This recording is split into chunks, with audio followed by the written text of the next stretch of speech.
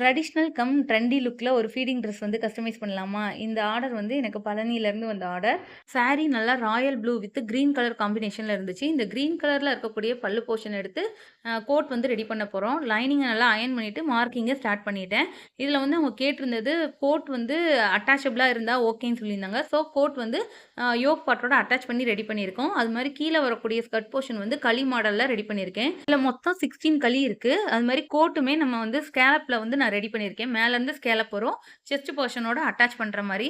Zip இன்விசிபிளா வச்சு attach பண்ணியாச்சு. இதில வந்து ஜிப் நான் எடுத்து காட்டுறேன். இந்த அளவுக்கு தான் நமக்கு வெளிய வந்து தெரியும்.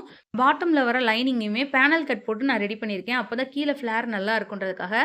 ஃப்ரண்ட் போர்ஷன் நெக்கு ஸ்கேலப்லயும், பேக்ல வரக்கூடிய நெக் வந்து யூ ஷேப்ல ரோப் வச்சு அதில ஹேங்கிங்ஸோட நான் ஃபினிஷ் பண்ணியிருக்கேன்.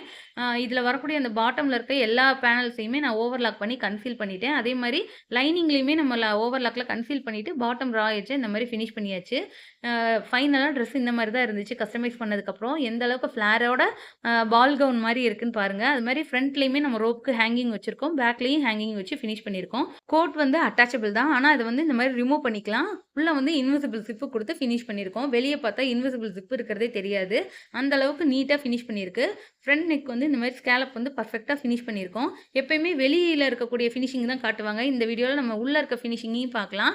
இதில வர நெக் லைன வந்து நான் ஹெம்மிங்ல தான் ஃபினிஷ் பண்ண போறேன். உள்ள எந்த இடத்துலயுமே மாமுக்கு வந்து டிஸ்டர்ப் இல்லாம இருக்கும். இந்த ட்ரெஸ் கஸ்டமைஸ் பண்ண எவ்வளோ சார்ஜ் பண்ணலான்னு கமெண்ட்ல சொல்லுங்க. இந்த மாரி டிசைனிங் வீடியோஸ் உங்களுக்கு பிடிக்கணும்னா நம்ம சேனல ஃபாலோ பண்ணுங்க. பிடிச்சிருந்தா லைக் பண்ணுங்க.